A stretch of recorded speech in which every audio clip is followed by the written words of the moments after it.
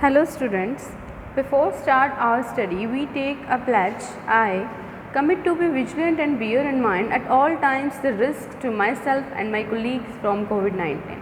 I promise to take all necessary precautions that prevent the spread of this deadly virus. I promise to follow and encourage others to follow the key COVID appropriate behaviors, to always wear a mask, face cover especially when in public places, to maintain a minimum distance of 6 feet from others, to wash my hands frequently and thoroughly with soap and water. Together we will win this fight against COVID-19. Hope you all are fine and fit and staying at your home only. आज के lecture में हम हिंदी व्याकरण का 5th chapter करेंगे, शब्द रचना समास। 6th chapter शब्द रचना समास। पहले हमने लास्ट चैप्टर कौन सा किया था? शब्द रचना प्रत्यय। अब ये है शब्द रचना समास। जैसे कि देखिए, राजा का कुमार राजकुमार, लड़का और लड़की लड़का लड़की, हवन के लिए सामग्री हवन सामग्री, चंद्र के समान मुख चंद्रमुख। अब देखिए क्या है समास। यहाँ शब्दों के संक्षिप्त रूप जो कि राजकुमार, हवन सामग्री, लड़का लड़की, चंद्रमुख, ये क्या है? समास के उदाहरण हैं। अब समास का अर्थ क्या है? क्या है समास? संक्षिप्त अथवा छोटा करना, किसी चीज़ को छोटा करना। अब जैसे कि राजा का कुमार है, हवन के लिए सामग्री है, इन बड़ों को क्या है? छोटा करके लिखना। जैसे कि हवन के लिए सामग्री, इसको हमने छोटा करके लिख दिया हवन सामग्री। राजा का पुत्र राजकुमार, चंद्र के समान मुख चंद्रमुख, यानी कि छोटा करना। एक से अधिक शब्दों को मिलाकर एक करना। दो अथवा दो से अधिक शब्दों को मिलाकर एक शब्द में संक्षिप्त करने की प्रक्रिया क्या कहलाती है? समास कहलाती है। अब समास की प्रक्रिया द्वारा बने शब्द समासिक शब्द या समस्त पद कहलाते हैं। जब ये हम समास बनाते हैं, इनको एक शब्दों को मिलाकर एक पद बनाते हैं तो वो समस्त पद कहलाते हैं। जैसे कि हवन के लिए सामग्री को हमने मिलाकर बना दिया एक शब्द हवन सामग्री, तो ये हमारा क्या बन जाता है? समस्त पद, ये कहलाता है समस्त पद। अब समास विग्रह, समस्त पद को फिर से पहले जैसी अवस्था में अलग अलग करके दर्शाना समास विग्रह कहलाता है। ठीक है, ये तो हो गया समस्त पद। उसी को फिर दोबारा से अलग करना। पहले तो बहुत से शब्दों को एक शब्द में कन्वर्ट करना, फिर एक शब्द को बहुत से शब्दों में कन्वर्ट करने के लिए वो समास विग्रह है, यानी कि ये समास हो गया और ये समास विग्रह, यानी उनको अलग करना। जैसे समस्त पद तो हो गया लंबोदर, अब इसका विग्रह करेंगे लंबा है उधर जिसका। राजकुमार समस्त पद हो गया, इसको हमने विग्रह किया राजा का कुमार। इसी तरह से ये सभी हैं, घुड़सवार, लड़का लड़की, चंद्रमुख, हवन सामग्री। ठीक है, ये तो हो गया हमारा समास। उसके बाद जो है समास के भेद। अब यहाँ समास के भेद के बारे में बताया गया कि 4 भेद हैं। कौन कौन से? अव्ययी भाव, तत्पुरुष, द्वंद्व, बहुव्रीहि। ये जो है इसके 4 भेद हैं। अव्ययी भाव समास क्या है? इसकी डेफिनेशन है, इस समास में पूर्व पद प्राय अवयव होता है और समस्त पद भी अवयव रूप में प्रयोग होता है। अब पूर्व पद का मतलब है, जैसे कि समस्त पद है यथा योग्य। अब इसमें जो पूर्व पद है, पीछे वाला जो पद है योग्य, ये अवयव होता है और समस्त पद भी अवयव रूप में प्रयोग होता है। जैसे यथा योग्य का विग्रह किया हमने, तो योग्य के अनुसार, योग्यता के अनुसार, भर पेट, पेट भरकर, यानी कि जो पूर्व पद है वो क्या होता है? अवयव होता है। वो हो गया अव्ययी भाव समास। अव्ययी भाव हो गया। सेकंड क्या है? तत्पुरुष समास। दूसरा इसका पार्ट है, दूसरा इसका भाग है तत्पुरुष समास। कितने प्रकार के हैं ये? 4 भेद है। दूसरा भेद कौन सा है? तत्पुरुष। अब तत्पुरुष में क्या है? जिस समस्त पद में दूसरा पद प्रधान हो। अब इसमें दूसरा पद प्रधान हो और विग्रह करने पर कारक के विभक्ति चिन्ह आए। कारक के विभक्ति चिन्ह जैसे कि देखो, वन गमन, वन को गमन, जेब खर्च, जेब के लिए खर्च। खर्च जो है मेन चीज़ है, इसमें पद जो दूसरा पद है खर्च वो प्रधान है। पर इसमें जो है कारक के विभक्ति चिन्ह क्या होते हैं? का, के, की, से, को, के लिए, यानी कि ये आ जाता है इसमें। तो इसको विग्रह करने पर विभक्ति चिन्ह आ जाते हैं। जैसे वन गमन, वन को गमन, जेब खर्च, जेब के लिए खर्च, धनहीन, धन से हीन। ये को, के, से, को, से, का, ये सभी जो है विभक्ति चिन्ह आ जाते हैं तत्पुरुष समास में। उसके बाद तत्पुरुष समास के भी 2 भेद बताए गए हैं, कर्मधारय और द्विगु समास। कर्मधारय समास कौन सा है? अब जब विशेषण विशेष्य अथवा उपमान उपमेय शब्दों में समास हो उसे कर्मधारय समास। जब विशेषण विशेष्य, विशेषण तो क्या हो गया, जो किसी चीज़ की विशेषता है, और विशेष्य जिसकी विशेषता की गई है, अथवा उपमान उपमेय शब्दों में समास हो, जैसे कि नील गाय। अब यहाँ विशेषण क्या है, नील, नीला होना, और विशेष्य क्या है, गाय। नील गाय, नीली है जो गाय। अब इसका विग्रह किया हमने, ठीक है। जब विशेषण विशेष्य हो तो उपमान उपमेय शब्दों में समास हो तो वो कौन सा कहलाता है, तत्पुरुष समास के जो रूप है कर्मधारय समास। इसी तरह से पीताम्बर, पीला है अंबर, महाराज, महाराजा, महान है जो राजा, जैसे उपमान उपमेय, ठीक है। समास, ये इसके और एग्जाम्पल यहाँ पर दिए गए हैं। उसी तरह से जो तत्पुरुष समास का दूसरा भेद है द्विगु समास। द्विगु समास क्या है, अब जहाँ पहला पद संख्यावाची विशेषण हो और समस्त समूहवाची बन जाए उसे द्विगु समास। जैसे पहला पद दोपहर, ये क्या है, संख्यावाची है, दोपहर यानी 2, अठन्नी 8, चौराहा 4, त्रिफला 3, चौमासा 4। इसी तरह से जो पहला पद है वो क्या है, संख्यावाची, जिसमें कोई संख्या आती हो, और समस्त पद जो है समूहवाची बन जाए, यानी इसका समूह हो। देखो सब में समूह है, दोपहर, दोपहरों का समाहार, अठन्नी 8 आनों का समूह, चौराहा 4 राहों का समूह, त्रिफला 3 फलों का समूह, ठीक है। ये वाले जो शब्द होते हैं, समस्त पद होते हैं, वो कौन से होते हैं, द्विगु समास, जिसमें पहला पद में संख्या हो और जो समस्त पद जो है वो क्या बन जाए, समूहवाची बन जाए। देखिए सब में समूह है, सब इसके एग्जाम्पल्स में।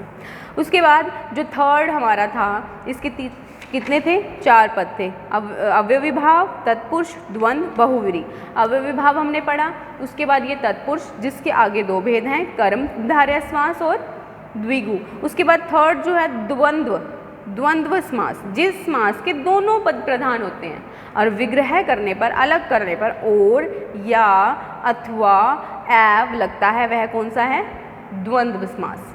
जैसे कि इसके एग्जाम्पल हैं पाप पुण्य, पुण्य और पाप, दिन रात, दिन और रात। अब यहाँ पर और या अथवा जो आ जाए तो वो कौन सा, द्वंद्व, यानी 2 होते हैं, दोनों ही पद यहाँ पर प्रधान है, पाप भी पुण्य भी, अन्न भी जल भी। ये तो साफ पता चल रहा है, ठीक है। दोनों पद प्रधान हैं और विग्रह करने पर बीच में और या अथवा आ जाए, वो कौन सा है, द्वंद्व। फिर उसके बाद है बहुव्रीहि समास। बहुव्रीहि समास, जिस समास के दोनों पद प्रधान हो और समस्त पद के अर्थ के अतिरिक्त कोई सांकेतिक अर्थ प्रधान हो, जिसमें क्या है, दोनों ही पद प्रधान हैं पर समस्त पद के अर्थ के अतिरिक्त कोई और भी मतलब इसका अर्थ होता है, इसके अतिरिक्त कोई और अर्थ हो। जैसे दशानन, दश आनन, दश है आनन, आनन यानी मुख, दश है आनन जिसके अर्थात, अब इसका देखो कोई सांकेतिक अर्थ है ना, रावण। दशानन किसे बोला जाता है, जिसके 10 आनन हैं, 10 मुख हैं, वो हैं रावण। पीताम्बर, पीले हैं, पीत हैं, पीले हैं, अंबर यानी वस्त्र जिसके कौन है, अर्थात विष्णु। अब इसमें क्या है, दोनों ही पद प्रधान है बहुव्रीहि में, लेकिन जो इसका हम समस्त पद बनाते हैं, इसके अतिरिक्त कोई इसका विग्रह करने पर मतलब कोई इसका सांकेतिक अर्थ होता है, ठीक है, वो कौन से होते हैं, बहुव्रीहि। अब इस चैप्टर में देखो कुछ मेन पॉइंट्स हैं जो हमने इसमें जाना है। 2 या 2 से अधिक परस्पर संबंधित शब्दों को मिलाकर एक शब्द बनाने की प्रक्रिया क्या कहलाती है, समास कहलाती है। 2 और 2 से अधिक परस्पर संबंधित जो शब्द होते हैं उनको मिलाना, उस प्रक्रिया को समास बोलते हैं। सेकंड पॉइंट इज समास द्वारा बना शब्द सामासिक शब्द या समस्त पद कहलाता है, ठीक है। जो समास द्वारा शब्द बन जाता है वो क्या कहलाता है, समस्त पद। जैसे कि इस तरह से ये क्या है, समस्त पद हैं। समस्त पद को फिर से पहले जैसी अवस्था में तोड़ना, फिर से इस अवस्था में तोड़ देना, विग्रह कर देना, वो समास विग्रह कहलाता है। समास के मुख्य 4 भेद हैं, अव्यविभाव, तत्पुरुष समास, द्वंद्व समास, बहुव्रीहि समास, ठीक है। उसके बाद इसकी एक्सरसाइज है भर पेट, पेट भरकर कौन सा समास है, भर पेट यानी पेट भरकर। अब इसमें क्या है, जो दूसरा पद वो प्रधान है, तो ये कौन सा है, अव्यविभाव, ठीक है। जो समास का पहला भेद है ये है अव्यविभाव। उसके बाद है चारपाई। चारपाई किस समास का उदाहरण है, द्वंद्व, चारपाई, सॉरी द्विगु, कौन सा है, द्विगु समास। द्वंद्व समास का उदाहरण नहीं है पाप पुण्य, ये तो है क्योंकि इसमें और आ रहा है, अन्न जल ये भी है, वनगमन ये नहीं है, द्वंद्व समास का उदाहरण। द्विगु समास का उदाहरण चौमासा, यानी जिसमें क्या आती है, संख्या आती है पहले। बहुव्रीहि समास का उदाहरण लंबोदर, ठीक है, लंबोदर यानी जिसका कोई अन्य अर्थ निकलता, अभी हमने इसकी परिभाषा पढ़ी है। उसके बाद यहाँ पर इन्होंने बोला हुआ है लिखित प्रश्न में कि निम्नलिखित समस्त पदों का विग्रह करके समास का नाम लिखिए। अब ये समस्त पद दिए हुए हैं सभी, इनको पहले विग्रह करना है, फिर इसके समास का नाम बताना है कि कौन से समास का समस्त पद है। सबसे पहले स्वर्ग प्राप्त। अब स्वर्ग को प्राप्त, देखो बीच में को आ गया, कौन सा था? तत्पुरुष समास, जिसमें कि विभक्ति चिन्ह आ जाए। अन्न जल और आ गया, ये द्वंद्व समास। अमृत धारा, अमृत की धारा, फिर की आ गया, तत्पुरुष समास। इसी तरह से ये सारे जो हैं, चौराहा जिसमें संख्या आ गई द्विगु। आजीवन, जीवन भर, अव्यविभाव। दशानन जिसका कोई मेन अर्थ निकलता है, दोनों ही पद प्रधान है, वो है बहुव्रीहि समास। ठीक है, इसी तरह से ये जो है, इनको पहले इसका विग्रह किया है, फिर उसका समास बताया है कि कौन से समास का ये समस्त पद है। उसके बाद समस्त पद लिखिए। यहाँ पर घोड़े पर सवार, घुड़सवार। ठीक है, अब इसके समस्त पद लिखने हैं। अब यहाँ विग्रह किया हुआ है, अब इसका समस्त पद बनाना है। जैसे कि घोड़े पर सवार, घुड़सवार। नीला है जो कमल, नील कमल। आदमी और औरत, आदमी औरत। नेत्र से हीन, नेत्रहीन। 9 रत्नों का समूह, नवरत्न। इसी तरह से ये सारे हैं। ग्रह में प्रवेश, ग्रह प्रवेश। 4 मासों का समूह, चौमासा। राजा का पुत्र, राजपुत्र। कमल के समान नयन, कमल नयन। विष को धारण करने वाला, विषधर। वज्र के समान देह, वज्रदेह। ठीक है, अब नेक्स्ट जो ये है, निम्नलिखित वाक्यों में रंगीन शब्दों की जगह, ये जो रंगीन शब्द हैं, पिंक जो इंक से लिखे हुए हैं रंगीन शब्द, इसकी जगह समस्त पद। अब इनका समस्त, ये विग्रह किया हुआ है, समास विग्रह, इनका समस्त पद लिख देना उसकी जगह और वाक्य को पूरा करना है। जैसे कि शक्ति के अनुसार काम करना चाहिए। अब शक्ति के अनुसार जो रंग वाले हैं, रंगीन शब्द हैं, इनका हमने क्या करना है? समस्त पद बनाना है। शक्ति के अनुसार यानी कि यथाशक्ति, यथाशक्ति, बाकी वही काम करना चाहिए। ठीक है, मुझे 4 राहों के समूह पर मिलिए, मुझे चौराहे पर मिलिए। कामिनी जन्म से अंधी है, कामिनी जन्मांध है। ओके, इसी तरह से ये सभी हैं, जितने भी ये समास विग्रह हैं, इसका समस्त पद बनाकर उसके बाद एज इट इज़ वाक्य को पूरा करना है। ठीक है, उसके बाद यहाँ प्रश्न है, समास किसे कहते हैं, जो हमने पढ़ा है। समास किसे कहते हैं, पीछे मेन पॉइंट, समास के कितने भेद हैं, समस्त पद से क्या तात्पर्य है, विग्रह किसे कहते हैं। अब यहाँ पर हमने पढ़ा था समास किसे कहते हैं। मेन पॉइंट्स में देखिए, यहाँ पर 2 या 2 से अधिक परस्पर संबंधित शब्दों को मिलाकर एक शब्द बनाने की प्रक्रिया क्या कहलाती है? समास कहलाती है। और समास के भेद कितने हैं? 4 हैं।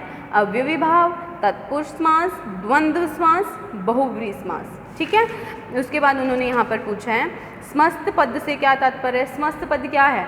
जो विग्रह किए हुए को दोबारा हम जोड़कर जो शब्द बना देते हैं, वो है समस्त पद। जैसे कि ये, जैसे हमने यहाँ बनाया अभी ऊपर, शक्ति के अनुसार को यथाशक्ति बना दिया। ठीक है, विग्रह किसे कहते हैं? अलग करना।